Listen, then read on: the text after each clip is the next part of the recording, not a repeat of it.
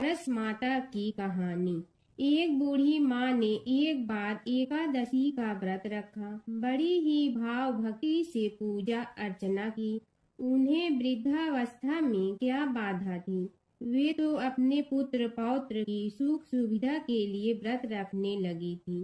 वे दिन भर तो जरा कठोर मन करके अपनी प्यास को रोके रही।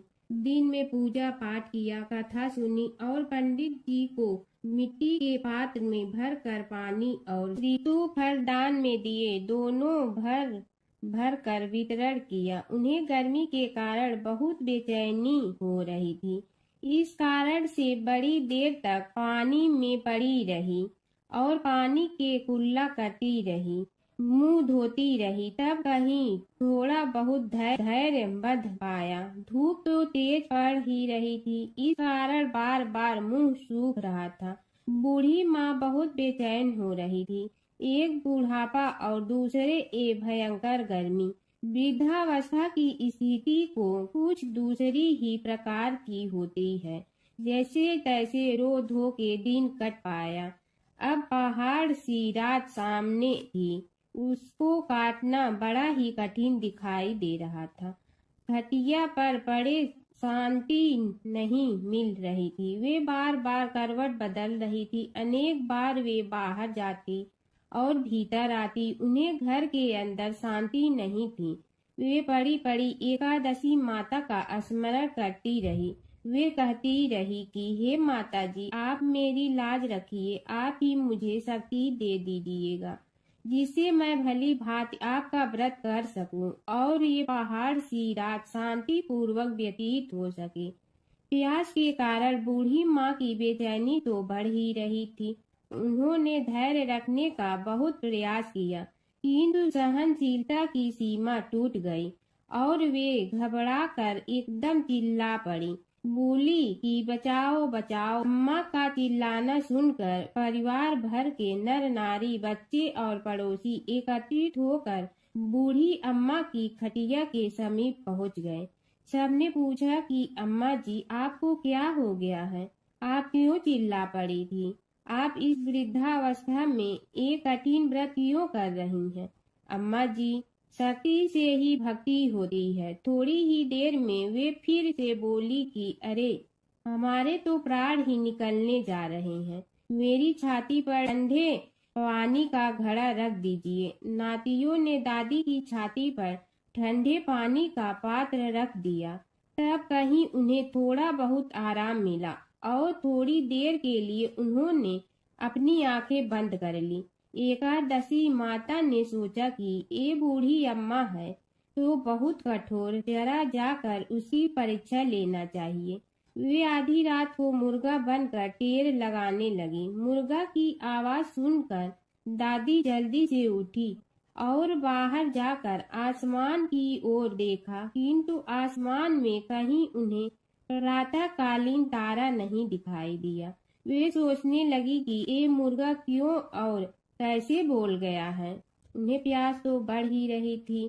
थोड़ा बहुत उनका मन भी विचलित होने लगा था, किंतु अंत में उन्होंने दृढ़ निश्चय किया कि मैं अब व्रत को पूर्ण करके ही छोड़ूंगी, चाहे भले ही मेरे प्राण निकल जाएं। ये सोचकर फिर वे खटिया पर शिथिल होकर लेट गए। थोड़ी ही देर में एकादशी माता ने उनकी फिर से परीक्षा लेनी चाहिए। एक छोटी सी बालिका एक गिलास में शरबत लेकर उनके सिरहाने खड़ी हो गई और जोर से बोली कि दादी जी, सवेरा हो गया है, आप हाथ मुंह धोकर शरबत पी लीजिए। पहले तो शरबत का गिलास देखकर उनका मन ललचाने लगा, किंतु अचानक व्रत का स्मरण हो आया और उन्होंने सोचा कि मैं किसी भी प्रकार से अभी शरबत नहीं पी सकती हूँ और वे शांति पूर्वक अपनी घटिया पर लेट गए। फिर थोड़ी ही देर में उन्हें ऐसा लगा कि जैसे किसी ने उन्हें पानी के कुएं में पटक दिया हो। वे बड़ी देर तक उस कुएं में हाथ पांव चलाती रही, किंतु उन्होंने अपने मुंह में पानी की एक बूंद भी नहीं जाने दी और वे दृढ़ता पूर्वक अपना व्रत पालती रही। थोड़ी ही देर में न जाने कहां से सामने आग जलने लगी, जिससे भारी गर्मी पड़ने लगी। प्यास के कारण प्राण निकलने लगे, किंतु बूढ़ी अम्मा का कुछ भी नहीं बिगड़ पाया। वे जहां की तहां मुस्कुराती हुई बैठी रही। थोड़ी ही देर में बाहर प्रकाश दिखाई देने लगा। ऐसा लगा कि जैसे सवेरा हो गया हो। बूढ़ी अम्मा ने जब बाहर निकल कर देखा तो समझ गई कि अभी सवेरा होने में 3-4 घंटे की देरी है। यह जानकर वे शांति पूर्वक इधर उधर घूमने फिरने लगी। एकादशी माता ये बात अच्छी तरह से समझ गई कि ये बूढ़ी अम्मा किसी भी प्रकार से अपने व्रत से नहीं टल सकती है। वे उनके सत्य व्रत को अच्छी तरह से समझ गई। सवेरा होते ही बूढ़ी माँ ने स्नान किया, भगवान का पूजन पाठ किया, एकादशी माता की कथा सुनी, ब्राह्मणों को दक्षिणा देकर भोजन कराया। तब कहीं उन्होंने जल ग्रहण किया। कन्याओं को भोजन कराने के बाद अम्मा ने भोजन किया। उस श्रेष्ठ व्रत के प्रताप से बूढ़ी अम्मा की आयु में वृद्धि हो गई। उनका घर परिवार हरा भरा हो गया। घर में अब उनके कोई अभाव नहीं रहता। वे हर तरह के सुख साधनों से संपन्न हो गई। नाती नतीनों से उनका घर भर गया और वे उसी दिन से 12 महीने की एकादशी का व्रत करने लगी। एकादशी माता के व्रत के प्रताप से इस संसार में हर प्रकार के सुख भोग कर अंत में वैकुंठ धाम को चली गई। ऐसा है तुरंत फल देने वाला एकादशी माता का व्रत। विष्णु भगवान की कथा। एक नगर में एक सेठ व एक सेठानी रहते थे और सेठानी रोज विष्णु भगवान की पूजा करती थी। सेठ को उसका पूजा करना बिल्कुल अच्छा नहीं लगता था। इसी वजह से एक दिन सेठ ने सेठानी को घर से निकाल दिया। घर से निकलने पर वह जंगल की ओर गई तो देखा 4 आदमी मिट्टी खोदने का काम कर रहे थे। उसने कहा कि मुझे नौकरी पर रख लो।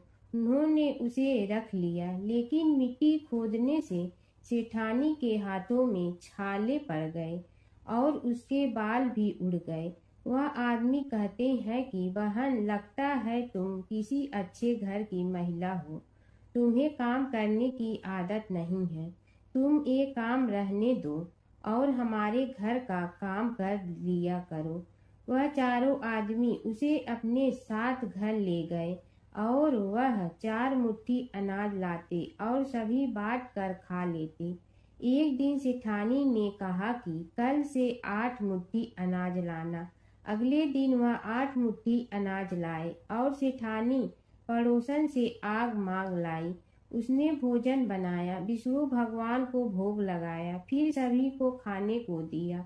सारे भाई बोले कि बहन, आज तो भोजन बहुत स्वादिष्ट बना है। सेठानी ने कहा कि भगवान का जूठा है तो स्वाद तो होगा ही। सेठानी के जाने के बाद सेठ भूखा रहने लगा और आस पड़ोस के सारे लोग कहने लगे कि ये तो सेठानी के भाग्य से खाता था। एक दिन सेठ अपनी सेठानी को ढूंढने चल पड़ा। उसने ढूंढते हुए वह भी उस जंगल में पहुंच गया जहां वह चारों आदमी मिट्टी खोद रहे थे। सेठ ने उन्हें देखा तो कहा कि भाई, मुझे भी काम पर रख लो। उन आदमियों ने उसे काम पर रख लिया, लेकिन मिट्टी खोदने से उसके भी हाथों में छाले पड़ गए और बाल उड़ने लगे। उसकी यह हालत देख चारों बोले कि तुम्हें काम की आदत नहीं है, तुम हमारे साथ चलो और हमारे घर में रह लो। सेठ उन चारों आदमियों के साथ उनके घर चला गया और जाते ही उसने सेठानी को पहचान लिया, लेकिन सेठानी घूंघट में थी तो सेठ को देख नहीं पाई। सेठानी ने सभी के लिए भोजन तैयार किया और हर रोज की भांति विष्णु भगवान को भोग लगाया। उसने उन चारों भाइयों को भोजन परोस दिया, लेकिन जैसे ही वह सेठ को भोजन देने लगी तो विष्णु भगवान ने उसका हाथ पकड़ लिया। भाई बोले कि बहन, ये तुम क्या कर रही हो? वह बोली, मैं कुछ नहीं कर रही हूँ, मेरा हाथ तो विष्णु भगवान ने पकड़ लिया है। भाई बोले, हमें भी विष्णु भगवान के दर्शन कराओ। उसने भगवान से प्रार्थना की तो विष्णु जी प्रकट हो गए। सभी ने दर्शन किए। सेठ ने सेठानी से क्षमा मांगी और सेठानी को साथ चलने को कहा। भाइयों ने अपनी बहन को बहुत सा धन देकर विदा किया। जब सेठानी के साथ सेठ भी भगवान विष्णु की पूजा करने लगा और उनके परिणाम से उनका घर अन्न धन से भर गया। एक समय की बात है कि विष्णु भगवान का विवाह लक्ष्मी जी के साथ निश्चित हो गया। विवाह की तैयारी होने लगी। सभी देवताओं को निमंत्रण भेजे गए, परंतु गणेश जी को निमंत्रण नहीं दिया। कारण जो भी रहा हो, अब भगवान विष्णु की बारात जाने का समय आ गया। सभी देवता अपनी पत्नियों के साथ विवाह समारोह में आए। उन सब ने देखा कि गणेश जी कहीं दिखाई नहीं दे रहे हैं। तब वे आपस में चर्चा करने लगे कि क्या गणेश जी को कोई न्योता नहीं दिया है या स्वयं गणेश जी ही नहीं आए हैं। सभी को इस बात पर आश्चर्य होने लगा। तभी सब ने विचार किया कि विष्णु भगवान से ही इसका कारण पूछा जाए। विष्णु भगवान से पूछने पर उन्होंने कहा कि हमने गणेश जी के पिता भोलेनाथ महादेव को न्योता भेजा है। यदि गणेश जी अपने पिता के साथ आना चाहते हैं तो आ जाते। अलग से न्योता देने की कोई आवश्यकता भी नहीं थी। दूसरी बात यह है कि उनको 1.25 मन मूंग, 1.25 मन चावल, 1.25 मन घी और 1.25 मन लड्डू का भोजन दिन भर में चाहिए। यदि गणेश जी नहीं आएंगे तो कोई बात नहीं। दूसरे के घर जाकर इतना सारा खाना पीना अच्छा भी नहीं लगता।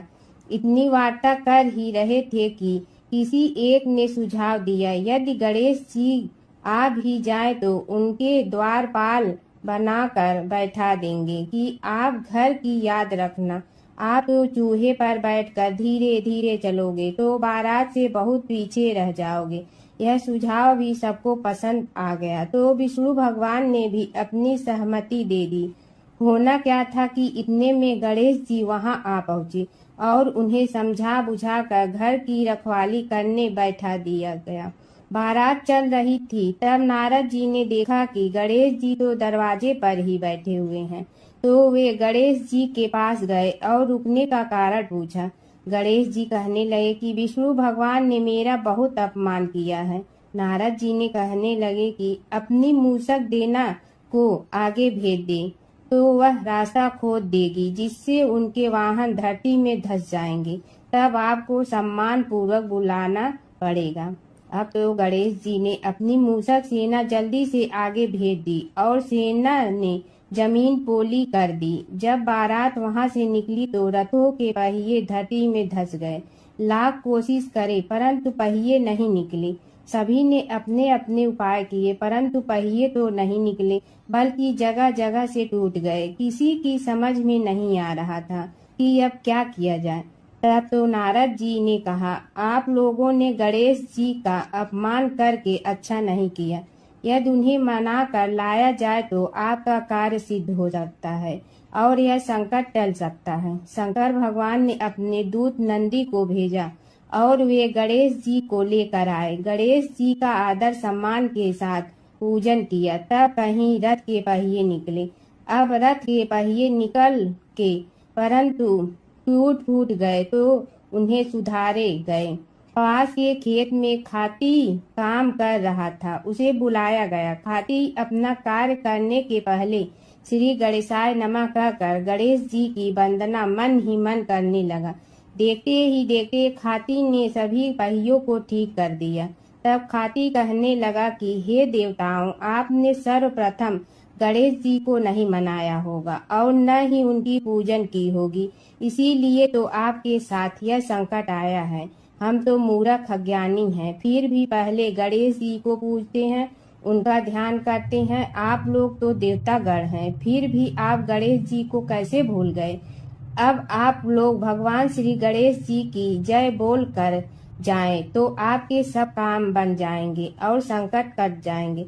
ऐसा कहते हुए बारात वहां से चल दी और विष्णु भगवान को लक्ष्मी जी के साथ विवाह संपन्न करा के सभी सकुशल घर लौट आए। हे गणेश जी महाराज, आपने विष्णु को जैसे कारज सारियो ऐसे कारज सबको सिद्ध कर जो। बोलो गजानन भगवान की जय।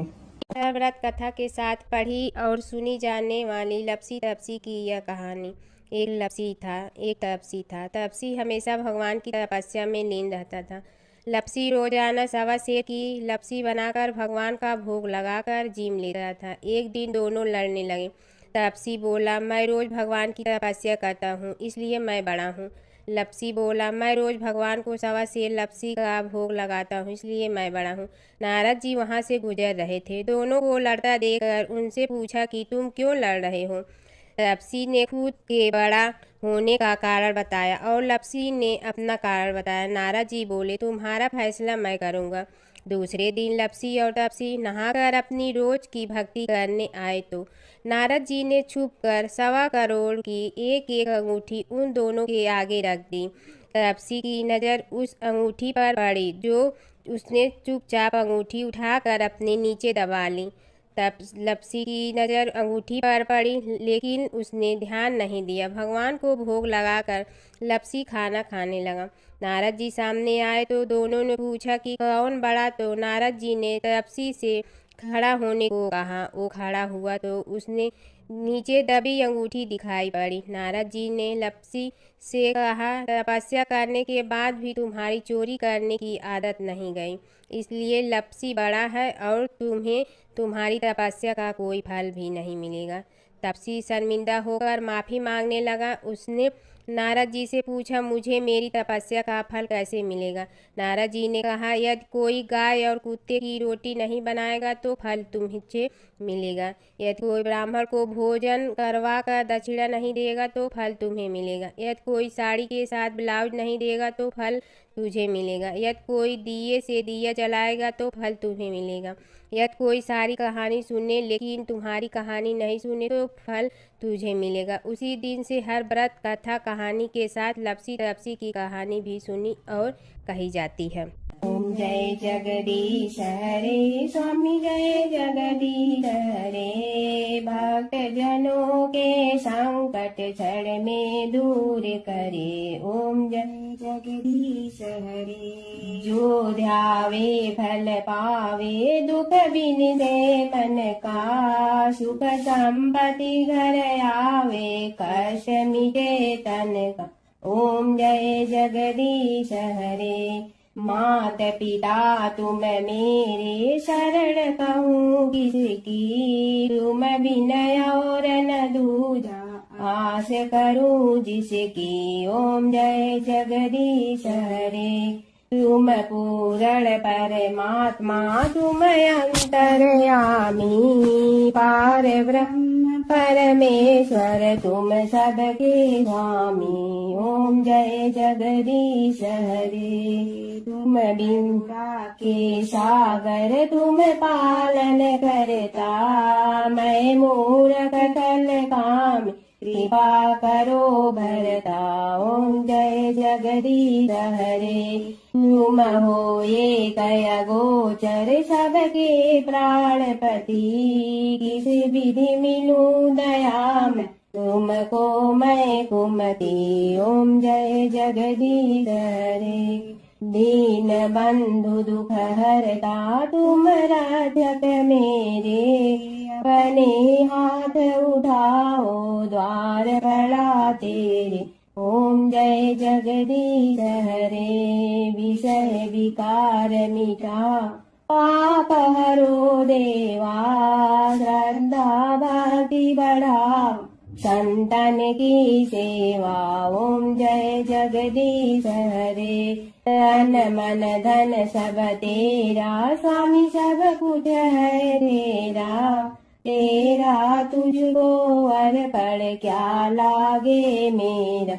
ओम जय जगदीश हरे। जय जगदीश हरे, स्वामी जय जगदीश हरे। भक्त जनों के संकट क्षण में दूर करे। ओम जय जगदीश हरे, स्वामी जय जगदीश हरे।